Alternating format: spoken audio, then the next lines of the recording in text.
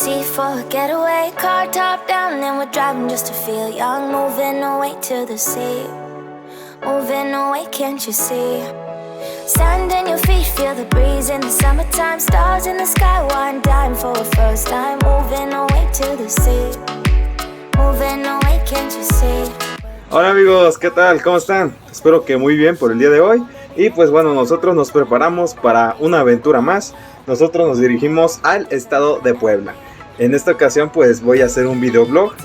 Yo hice una votación en Instagram y pues ganó la Biblioteca Palafoxiana. Y pues bueno, vamos a visitar este lugar. Yo la verdad no quería que ganara esa opción. Sin embargo pues ustedes quisieron video de este lugar y pues yo se los daré. También voy a hacer algo sobre la casa de los hermanos Cerdán. Pues se ve que está muy padre. Hoy es 22 de septiembre y pues debajo de mi chamarra tengo mi playera de los Pumas porque hoy juegan justamente contra el Puebla. Pero bueno, pues sin nada más que decir, vamos a comenzar y pues nada, ahorita nos vemos. Y pues para que vean que no es cierto, mire. Papá, la playera del mejor equipo. Pero bueno, pues ya sin nada más que decir, ahorita nos vemos.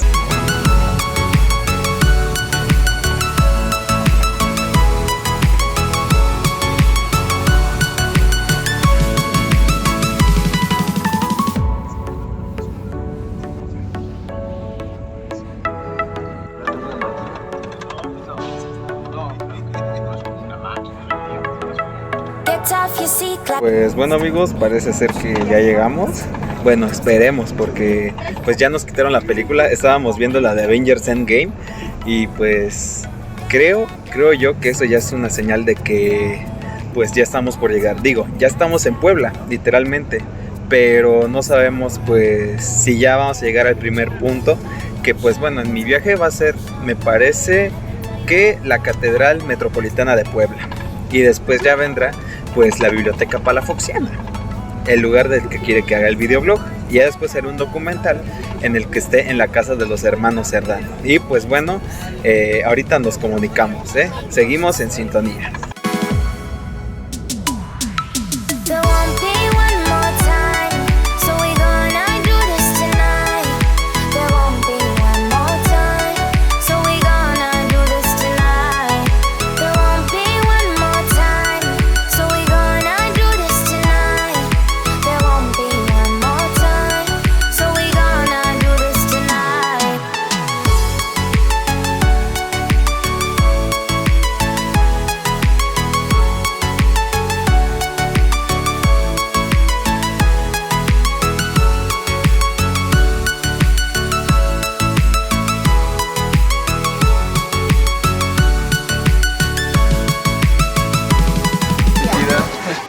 Qué ilógico.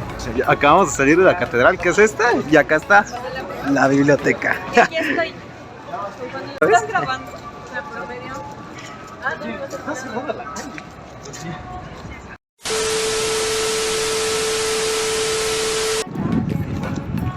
¿Enfoca? Gracias.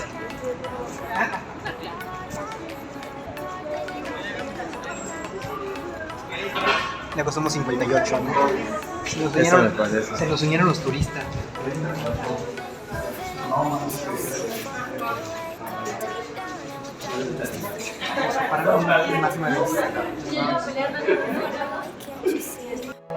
Sand in your feet, feel the breeze in the summertime. Stars in the sky, one dime for a first time. Moving away to the sea.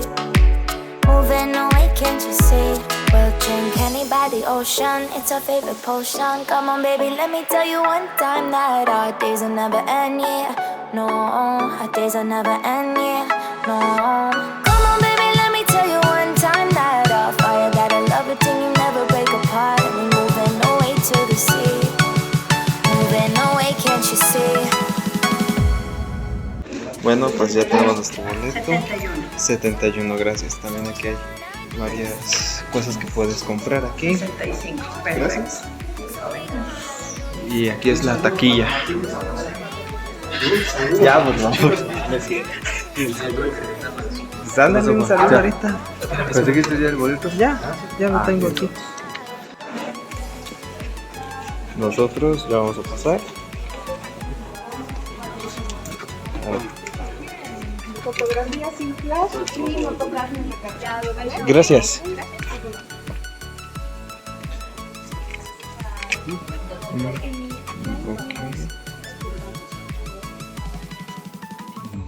Bueno, lo primero que podemos ver aquí son algunos libros.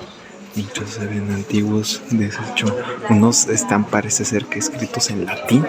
No voy a hablar muy fuerte por el hecho de que aquí casi no hay, bueno, de que hay que guardar silencio más que nada. Sí, son.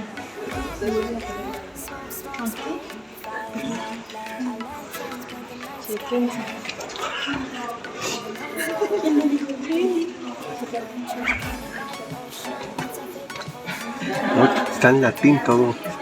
La mayoría. Sí.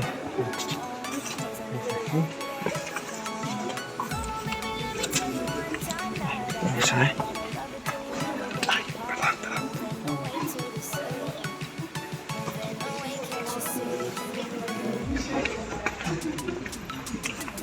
Ok. Aquí podemos ver estas otras obras. Creo que este está en francés o igual en latín. Creo que este de aquí está en francés y este me parece que es un poquito más como de latín. Bueno, aquí vamos a leer la recepción de Kirchner en Nueva España. A lo largo de esta exposición se han mostrado libros de las diferentes librerías. Bueno, nos están pasando de otro lado. A ver, ahorita regresamos. Parece que nosotros dimos el recorrido al revés. Ok. Acá arriba me parece que está Juan de Palafox, quien fue una figura muy importante aquí en Puebla. Y aquí tenemos libros. Bueno, aquí dice las matemáticas en el Ratio Studiorum. Espero pronunciarlo bien. Y aquí se ve un poco de lo que se escribía al respecto.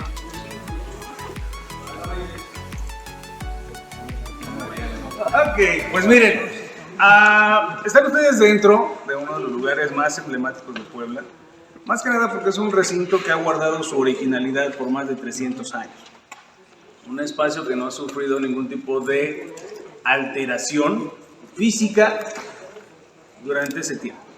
A pesar de que hemos tenido temblores, diluvios y demás cosas, es un espacio que ha soportado el tiempo y ha visto pasar el tiempo sin que ella le afecte. Este espacio lo inició ese personaje que está ahí arriba, que se llamó Juan de Palafox y Mendoza. Juan de Palafox y Mendoza fue un personaje de origen español que nació en el año de 1600 en Pitero, Navarra, España. Un personaje procreado por Pedro Jaime de Palafox, marqués de Ariza, y Ana de Casanate y Espés, noble de España. Pero, ¿qué pasó? Él fue un personaje ilegítimo, un personaje que nació fuera del matrimonio. Un personaje que vivió 10 años de su vida separado de su familia legal, viviendo con una familia adoptiva, la cual recogió porque su mamá, cuando da a luz, Ana de Casanate, no lo quería tener. ¿Por qué? Porque ella era casada, tenía hijos, tenía una vida hecha. Y en el siglo XVII, que una mujer tuviera principalmente un desliz y tuviera un hijo con otro personaje, sufrían castigos impresionantes. Entonces, Ana de Casanate, para evitar este tipo de castigos, lo que hizo fue abandonar al pequeño Palafox y lo fue a dejar al bosque, un bosque junto a un río, el río Alhama, allá en España, para que la corriente creciera, se llevara al niño y ahí desapareciera. No fue así. Lo encontró un personaje que se llamó Pedro Navarro, un personaje que era ovejero. Eran ya en madrugada y escucha el llanto de un niño, lo encontró y se lo llevó a su casa. Él lo crió por 10 años.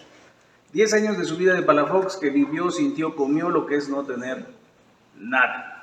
Este personaje, Pedro Navarro, junto con su esposa Ana de San Juan, ya tenían 8 hijos. Más el pequeño que llegaba ya eran 9. Imagínense lo que le tocaba a Palafox. Del más grande al más pequeño. Por eso es que Palafox, a su llegada a Puebla, que fue en 1640, lo primero que hizo fue ayudar a la gente indígena de Puebla. ¿Y por qué? Porque aquí en Puebla no hablábamos latín, no se hablaba castellano, no se hablaban otros idiomas. Se hablaban náhuatl, otomí, zapoteco y totonaco. Entonces Palafox vino y aprendió estas lenguas para hacer algunas traducciones del latín al náhuatl, otomí y mixteco, para que así la gente tuviera acceso a textos. Pero la idea de Palafox, estando en Puebla en 9 años, desde 1640 al 49, es formar un espacio en donde cualquier persona que supiera leer y escribir tuviera acceso a textos. Y Puebla era muy pobre en realidad. Puebla no tenía imprenta, los muchos o pocos libros que ya existían pertenecían a cleros, jesuitas, franciscanos, dominicos, carmelitas. ¿Su universidad qué es? ¿No pertenece a ninguno de ellos? No, digo, voy a hablar mal de ellos. No, entonces, estas órdenes, pues al tener bibliotecas, pues eran como privadas. Teníamos que pagar un diezmo si queríamos entrar a sus bibliotecas o a las instalaciones, cosa que Palafox no quería. Entonces, él en 9 años hizo colegios, iglesias, capillas, retablos, hospitales. Él nos terminó gran parte de lo que es hoy Catedral de Puebla y se da el tiempo de traernos la imprenta a Puebla, la producción de libros. Una imprenta ya tardía, porque llega en 1642 a Puebla, y es una imprenta rústica. O sea, una imprenta rústica para hacer un texto se tardaba 3, 4 años. Imagínense la producción. Hoy en día un tiraje de 20,000 obras lo hacen en una semana.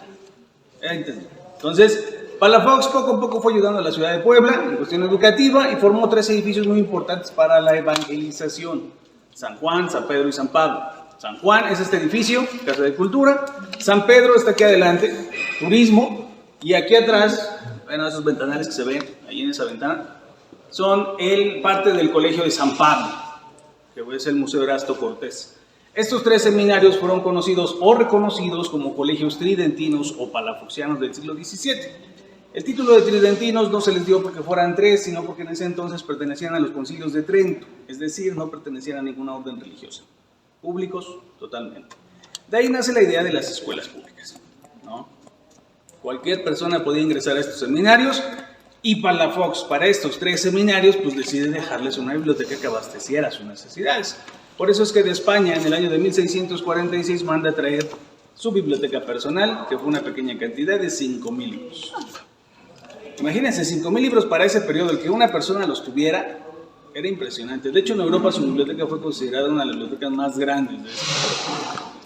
Y él la trajo aquí a Puebla con esa finalidad de que no fuera privada, sino pública. Cualquier persona que supiera leer y escribir tuviera acceso a ella sin ninguna restricción. Desgraciadamente, como les digo, pues aquí en Puebla no hablábamos idiomas, latín, griego, hebreo, sánscrito, arameo, porque eran las lenguas en que venían escritos esos libros. Entonces sí era un poquito difícil que Puebla en general tuviera acceso a un recinto como este. Entonces básicamente esto sirvió para el clero. Y aparte la biblioteca que él nos trajo en un 60% era relacionada a la religión. Teología, filosofía, Biblias, catecismos, sagradas escrituras, hay padres y doctores de la iglesia, grandes santos, algunos libros de historia, geografía, medicina, botánica, hasta medicina. Era una biblioteca completísima. Entonces, él la deja en el centro de estos 3 seminarios, que es el seminario de San Juan, pero desgraciadamente él no la conoce. Él no la ve, no la edifica, no la condiciona. Él nada más nos dejó sus libros. Que bueno, que ese tiempo trajera a alguien 5,000 libros de España a Puebla fue una odisea.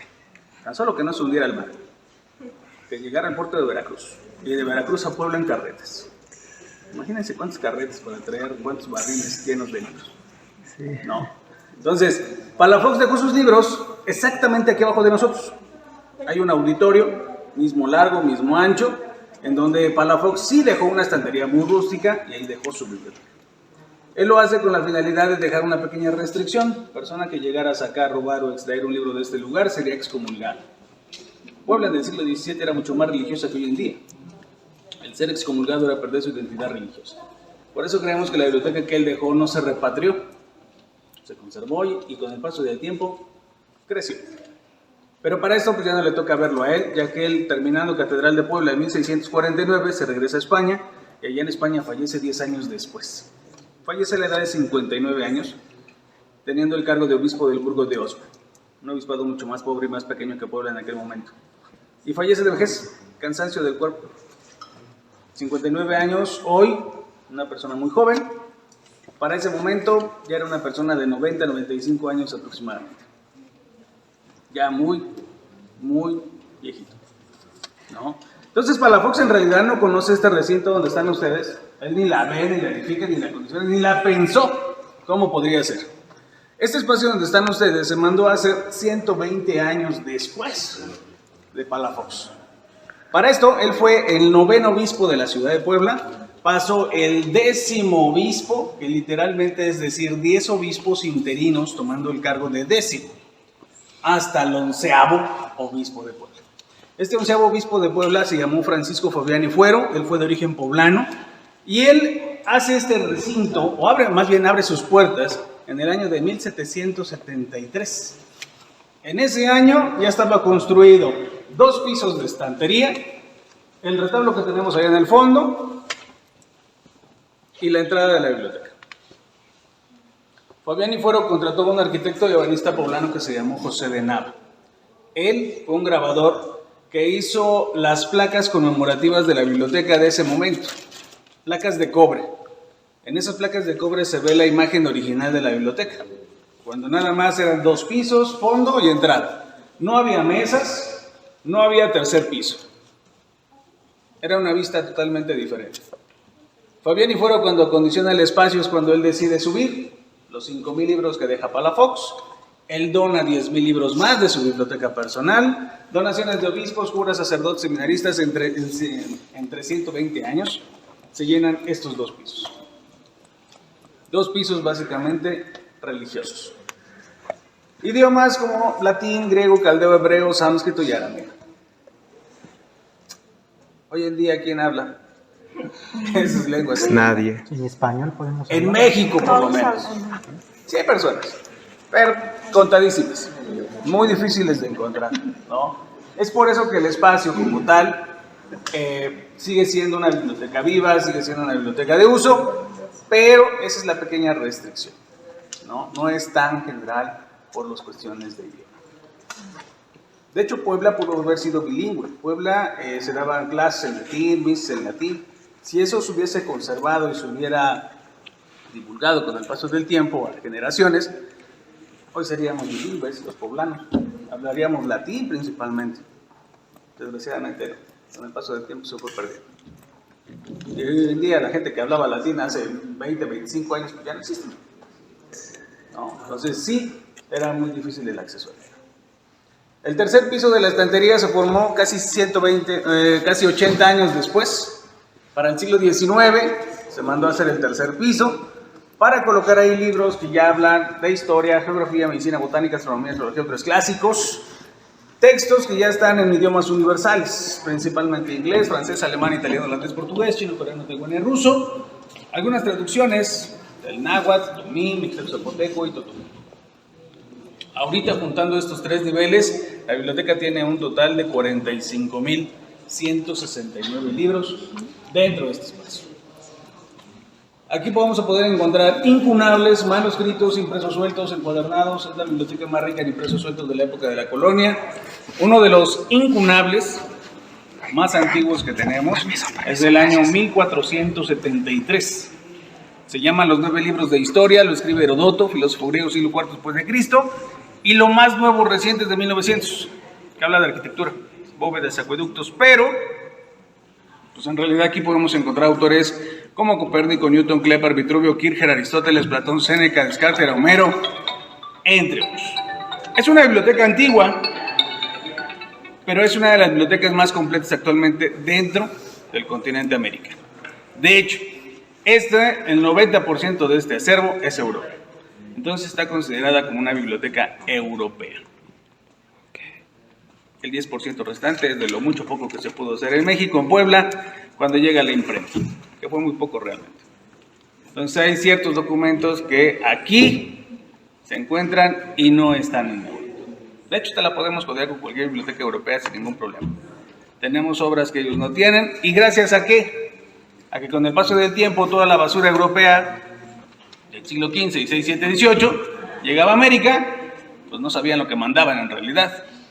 Y hoy en día son joyas, obras impresionantes, ¿no? Como por ejemplo en medicina, los primeros tratados de anatomía, o las disecciones, que en ese momento estaban prohibidísimas. Una persona fallecía y falleció, ¿no? Al hoyo. No le hacían la autopsia de rigor como hoy en día. Entonces, ese tipo de libros aquí los tenemos. Y son obras completas. En Europa existen 2, 3, 4 ediciones más, pero están mutiladas, están incompletas. ¿Vale? ¿Dudas hasta acá? No. ¿Todo bien? Sí. ¿Cuántos libros hay? 45.169. Vean. Vamos al fondo. Venga. There won't be one more time, so we gonna do this tonight. There won't be one more time, so we gonna do this tonight. There won't be one more time, so we gonna do this tonight.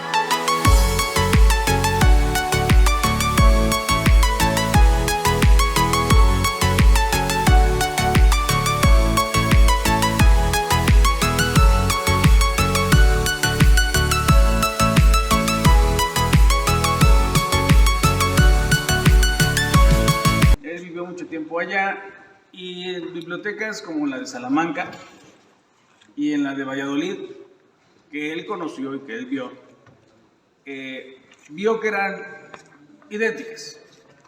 Mismo trabajo de construcción, de estructura, de colocación. Y la única diferencia entre estas dos bibliotecas es que la biblioteca de Valladolid es una biblioteca igual, larga, pero en el fondo de esa biblioteca la estantería se une, se cierra.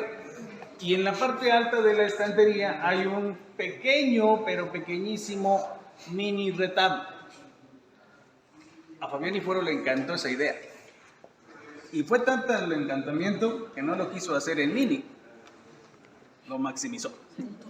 Este es un retablo del siglo XVIII, trabajado en madera, laminado en hoja de oro de 18 quilates. Está dedicado a la imagen de Nuestra Señora de Trapani o de Trapana.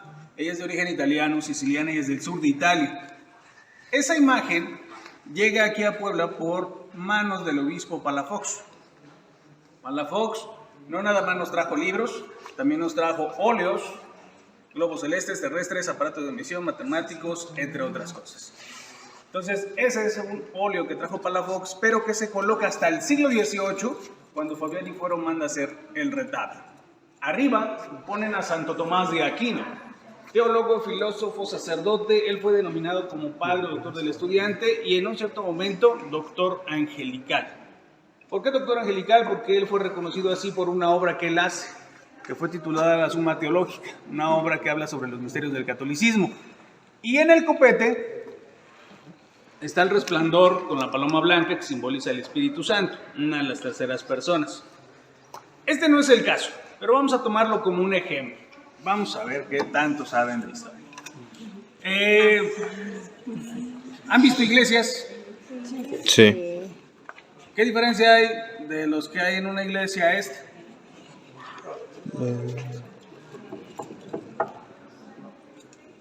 Pues las imágenes de santos.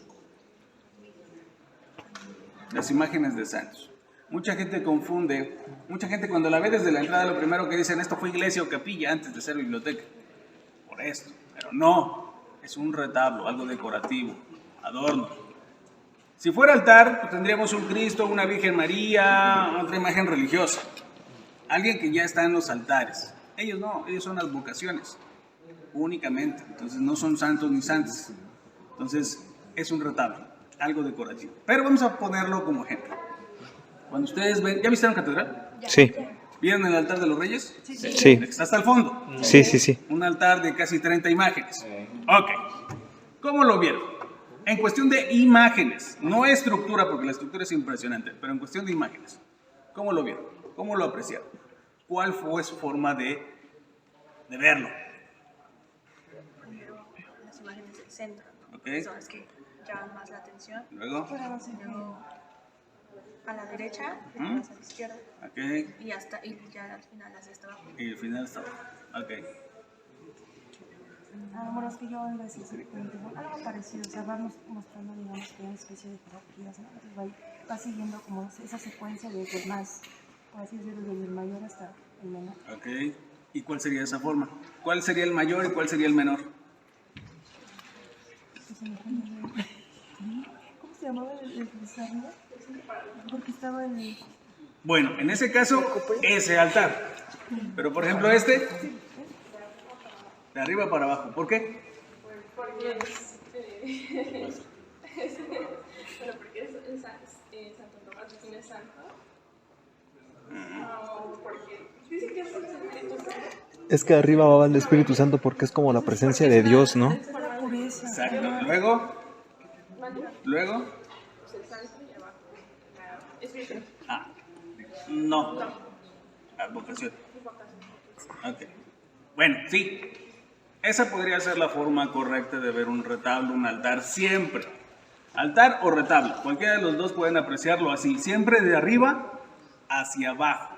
¿Por qué? Porque así vamos a saber por quién está custodiado, quién fue elegido y a quién está dedicado. 3 niveles, 3 pasos. En este caso, está protegido por el Espíritu Santo, una de las terceras personas. Debajo de él colocaron a uno de los pilares en el tema católico religioso, Santo Tomás de Aquino. Y debajo ponen la imagen a quien le dedican el altar o retablo, que en este caso es ella, Nuestra Señora de Trapani. ¿Pero por qué ella? Porque ella simboliza sabiduría. De hecho, abajo de ella lo dice, María sede sapientia. María sedes lo podemos tomar como otro lugar o fuente de sabiduría. Es una alegoría. Nosotros ahorita estamos dentro de un lugar de sabiduría. Santo Tomás de Aquino se dice que cuando un estudiante, profesor, lo que sea, llega a adquirir un doctorado, es cuando llega a adquirir su máxima sabiduría. Entonces, Tomás Sapiencia, doctor, es cuando alguien llega a adquirir su máxima sabiduría. Y abajo del Espíritu Santo que dice, Om la sapiencia pos habitat, la sabiduría habita en este lugar.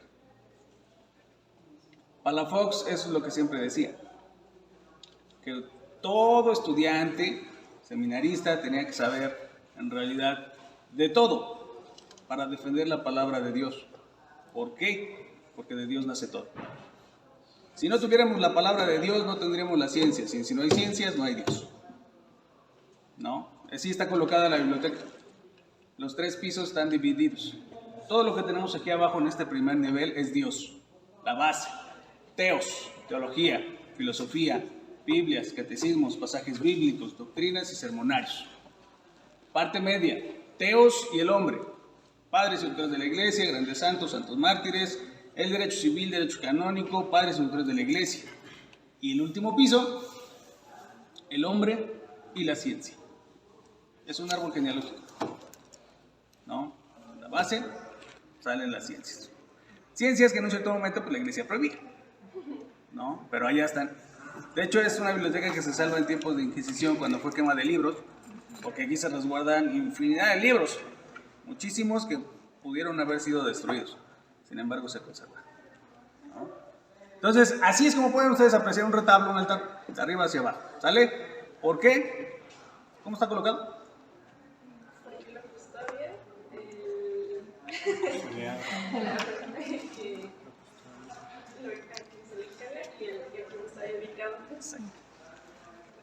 Custodio, elegido, dedicado.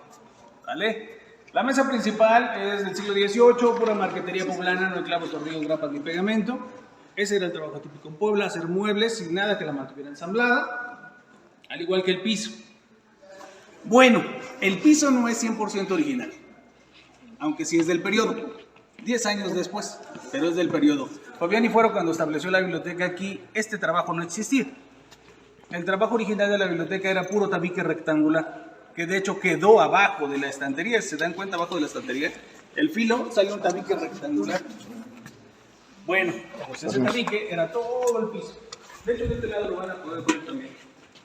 Sale debajo de la estantería.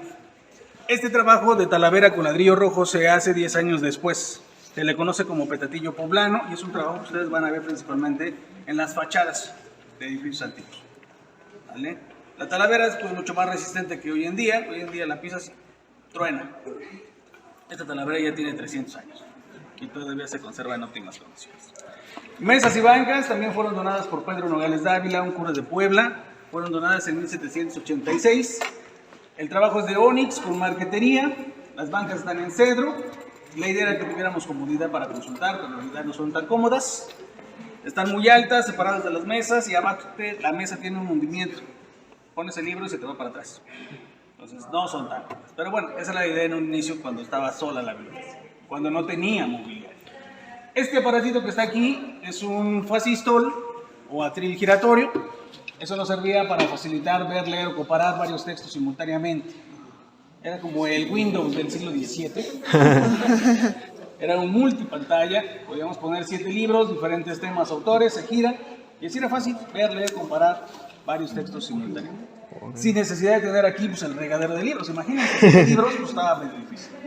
Entonces, ese se inició en el siglo XVII allá en Florencia, en Italia, pero fueron muy pocas las reproducciones. De hecho, es el único que llega al continente americano y se queda aquí.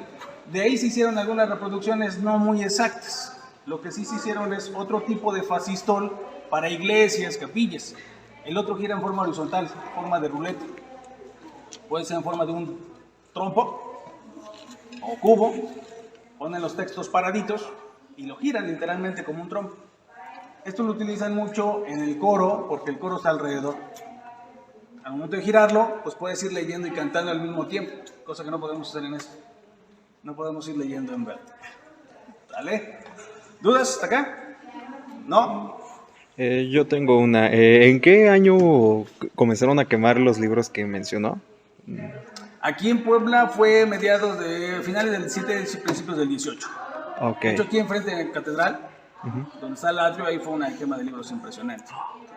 De muchos cleros que resguardaban textos que eran prohibidos en ese momento, como algunas ciencias o algunos datos que contradecían la palabra de Dios, ahí los quemaban, ¿no? Por ejemplo, allá arriba, esa parte que tenemos vacía, que es oratoria profana, pues es eso, lo profano que en un cierto momento la iglesia prohibió. Allá había libros que hablaban sobre hombres lobo, vampiros, brujería, hechicerismo, anatomía, cirugía herbolaria, y muchos de ellos se conservan, se resguardan. De hecho, está vacía porque están en limpieza esos textos, no porque los hayan quemado. Los estamos limpiando. No, de hecho, la biblioteca pasa por el proceso de limpieza y vamos por pequeñas secciones. Y ahorita, por casualidad, le tocó esa, ¿no? Entonces, sí hay muchos libros que aquí tenemos que en su momento fueron prohibidísimos. Que de hecho, por ejemplo, lo que era la brujería, pues en realidad no eran brujos ni brujas, eran el nacimiento de la medicina herbaria. Pero manejas lociones, plantitas, hasta animales. Pues eres brujo, ¿no? Vámonos. Entonces, muchas de esas personas pues, sufrían demasiado por iniciar una medicina. Ok. Hay un libro que se llama De Febrabus. Es un libro de 1473, no 1475. De Febrabus es un libro de medicina. Es un libro impresionante porque ya habla sobre la enfermedad de la epilepsia. En el siglo XV, por ejemplo, aquí en Puebla ya se sabía que había enfermedades, pero no qué tipo de enfermedades, no tenían nombres. Y aquí ya le pusieron epilepsia a esas convulsiones que le daba a la gente, ya era muchísimo. Tan solo lo relacionaban mucho con la brujería, ¿no? Imagínense, aquí en el Zócalo vas caminando y de repente te empieza a convulsionar. Ya se le metió el diablo, está embrujado. Y ya le hablaron al padre, el agua bendita, el rezo, el exorcismo, lo que sea. Cuando en realidad necesitaban una medicina hermana. Entonces este es un libro que ya habla sobre eso, la epilepsia. Y así hay muchísimos libros. Tenemos, por ejemplo, ahí arriba, El Quijote de la Mancha, La Divina Comedia de Guilleri. Por allá está Principio Natural de Matemáticas de Newton. De hecho, aquí en estos libros que tenemos expuestos, hablan sobre matemáticas, álgebra, geometría, ciencias básicas para cualquier persona. Pero lo más interesante es que estas ciencias cualquiera las podía estudiar, aprender. Sin embargo, la iglesia no nos dejaba. Entonces la iglesia, ¿qué hizo? Yo lo aprendo y yo te lo enseño a mi manera. Estos libros son hechos por jesuitas. Los jesuitas en Puebla fueron una de las congregaciones más grandes, ricas e intelectuales, lo siguen siendo. Y de ahí salieron prodigios. El obispo Palafox fue uno de ellos. Un personaje que a su corta edad de 20 años tenía licenciaturas, maestrías, doctorados, hablaba latín, griego, caldeo, francés, alemán, italiano. Llega a América a aprender náhuatl, tomín, zapoteco y totonaco. Es un personaje impresionante. Y un contemporáneo de él lo tenemos aquí expuesto. En otra vitrina. Este es René Descartes, también un personajazo, pero ese que está de aquel lado fue contemporáneo de Palafox. Palafox nace en 1600 y este nació en 1601, que es Anastasio Kircher. un personaje polímata porque hablaba de todo, y también hablaba infinidad de idiomas, pero sus obras magnas fueron hablar sobre el magnetismo natural que existe en la Tierra. Hoy en día sabemos que en el planeta Tierra hay puntos neutros donde sí hay un punto de atracción. Bueno, el que Descartes ya hablara sobre eso en 1600 ya era muchísimo, sin tener la tecnología que pues hoy en día tenemos, ¿no? También hablar sobre óptica, fue llamado vulcanólogo, astrónomo, matemático, geógrafo, médico, de todo. Fue un personaje impresionante. Y ahí lo tenemos en exposición. Hasta el año de 1980, esta fue Biblioteca Pública del Estado. Todavía no nacían, no sabían si iban a nacer o no. Pero esto hasta el 80 era Biblioteca Pública del Estado. Hasta el 80 podíamos llegar, subir, tomar los libros, sentarnos, usarla. Ese ir, venir, subir, bajar la fue desgastando, la fue deteriorando. Principalmente porque la gente que venía no estaba muy segura, capacitada para poder manejar este tipo de libros. Y muchos de las gentes que venían aquí pues traían sus propios textos y esto lo utilizaban como una sala de lectura. Pero algunos de ellos como que, pues me gustó ese. Este ya no me gusta. Pues, y me llevo. La biblioteca como tal no estaba tan resguardada en ciertos momentos hace 40, 50 años. Estaba muy descuidada. Entonces sí, mucha gente que entró, no sabemos, subió, bajó, se llevó, metió libros que no eran de la biblioteca. Entonces, en el 81, cuando fue nombrada Patrimonio Cultural de la Humanidad, pues ahí se cierra todo. Se cierra el uso general, pero se quedó abierta a niveles de investigación. Por eso es que hoy en día, licenciaturas, maestrías, doctorados pueden hacer un trámite y tener acceso al acervo de la biblioteca. Para el año 2005, la biblioteca fue nombrada Memoria del Mundo por la UNESCO, nombramiento que se gana por ser el único lugar en América que sigue guardando su originalidad, desde que se establece estructura acervo, pero más que nada porque sigue siendo una biblioteca viva, activa, por 377 años, ininterrumpidos. De hecho, ya los cumplió el pasado 6 de septiembre, 77 años, 377 años. ¿Dudas? No. ¿No? ¿A dónde nosotros podemos dirigirnos, mandar un correo o dónde podemos conseguir que puedan darnos apertura para poder venir a presentar documentación? Bueno, primer paso, checar el catálogo, ver si tenemos material que les sirva. Sobre eso, si ya lo tienes, haz una carta dirigida a la Dirección de Museos de la Secretaría de Cultura, una carta de alguna institución que respalde tu investigación, tu cédula profesional, y con eso ya te dan cita. Pero el primer paso es checar el catálogo. Ese lo pueden ver en Adavi de México. Ahí está el catálogo de la biblioteca. Pueden ver lo que hay. Y si quisiéramos hacer uno para una tesis de licenciatura, ¿no tenemos cédula? ¿Ponemos la cédula de nuestro asesor? ¿O especificamos ahí que es para la institución? La institución, mientras te responde la institución, no hay problema. No, si es para tesis, no hay problema. Sí se puede. Pueden meterlo. Pero muy importante, checar el idioma que está en los textos. No vayan a agarrar en arameo y no saben, no está canijo, ¿no? ¿Dudas? No. ¿Seguro? Seguros. Muy bien, están servidos, chicos. Pueden tomar todo lo Muchas gracias. Y así, amigos míos, es como cerramos esta experiencia en la Palafoxiana. La verdad estuvo muy, muy padre. Sin embargo, pues ya no pudimos ingresar al segundo piso. Sí, él se llama Ismael. Me recordó al gran ídolo Ismael Sosa. Bueno, pues ya no pudimos subir a los demás pisos. A mí me hubiera gustado, pues, llegar ahí. Sin embargo, pues no se va a poder. Y pues bueno, esto es lo mucho o poco que nos pudieron mostrar. Y pues ya sin nada más que decir, espero que les haya gustado. Mi opinión es que ingresen aquí. Pues ya dijeron que hay espacio para el acervo, así que yo considero que estaría bien que lo consultaran. Ya pueden tener como que una idea de lo que pueden encontrar, de lo que pueden investigar. Claro, si es del tema de su interés. Y pues bueno, yo desde aquí me despido. Les agradezco por su atención. Nos vemos hasta la próxima. Dejen su like. Bye. Bueno, esto también se encuentra cerca de la Palafoxiana y es una exposición que se llama Nuestros Orígenes, es gratuita. Y pues aquí podemos ver cómo está conformado el estado.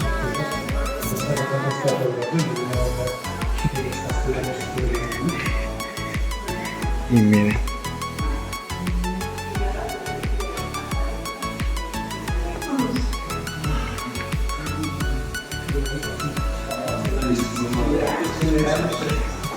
Y pues aquí podemos ver. Aquí podemos ver algunas artesanías. Esta pertenece al Pleistoceno. Es un gliptodonte. Aquí podemos ver una cabeza de perro. De hecho es de un Xoloitzcuintle, que fue de aquí de Cholula, Puebla. Y aquí tenemos la imagen hermosa de una tortuga.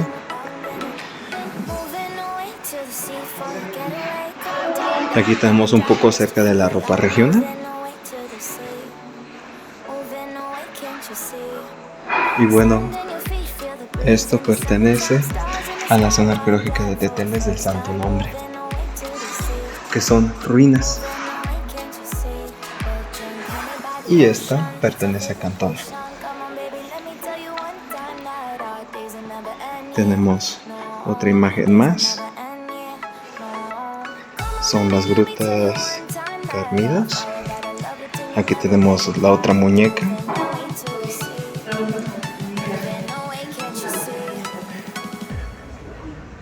Y aquí tenemos pues una indumentaria de caporal. Es de la danza de los voladores.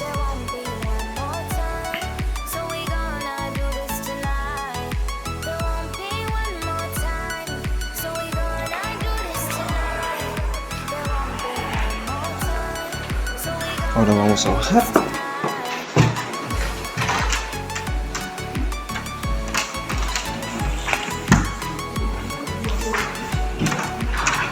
Y aquí tenemos un poco de los dioses. Ay, gracias. De la cosmovisión de Tomí. Adelante, adelante. Y son estos. Yo la verdad es que voy a hablar así porque casi no conozco mucho de Puebla.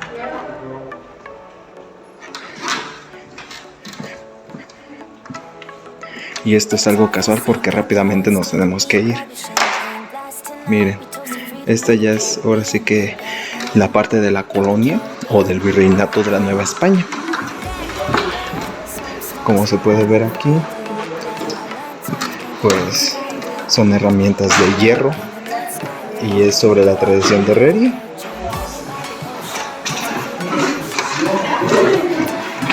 Esta es una lámpara, miren lo hermosa que se ve. Y es de la Torre del Rollo.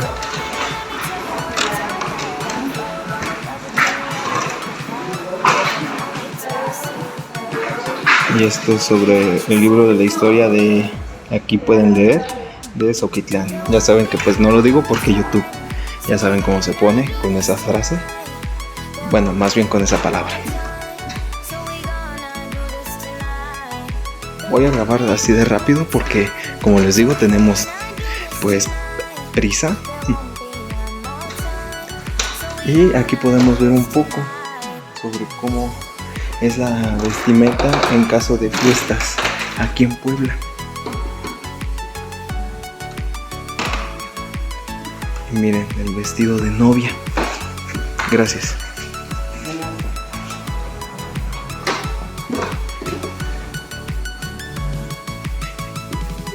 Y miren esto.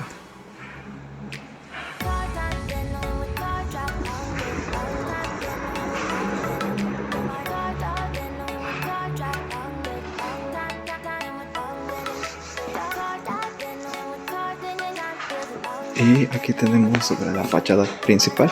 Esto es acerca de la catedral de aquí, de la catedral metropolitana. Y pues esto ya vendría siendo lo último.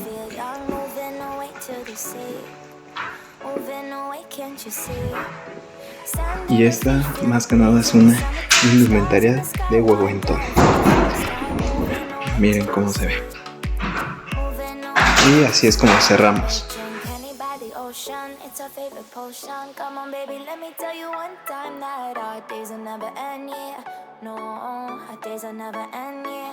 no.